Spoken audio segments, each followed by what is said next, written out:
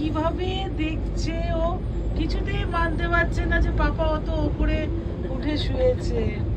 দেখো তাকিয়ে রয়েছে কিরকম। বাবু তো উপরে শুতে পারবে না, নাহলে তো আমি তো কেটে নিয়ে শুয়ে পড়তাম। আরে দেখো কি হয়েছে মা? ওকে হাত দিয়ে ওকে ইশারা করে বলো ওই সিঁড়িটা দিয়ে উঠতে, দেখে কি করে। ওই দেখো ওই দেখো, ও ভাবছে এখানে উঠে ও যেতে পারবে, বুঝতে পারছো? ও ভাবছে এই ওখানে গিয়ে ও উপর দিয়ে দেখছে। ও মা, ও মা, সেটা আমার মা। দেখ ওখানে গিয়ে উপরে গিয়ে দেখছে। আমি নিচে শুয়ে পড়ি নাকি গো? আরে কি করে শোবে? এই নিচে শুয়ে পড়ি না। কোন নিচে? এই নিচে একটা হ্যাঁ। আরে না না, আমি আর তুমি উল্টো উল্টো করে এখানে হয়ে যাবে।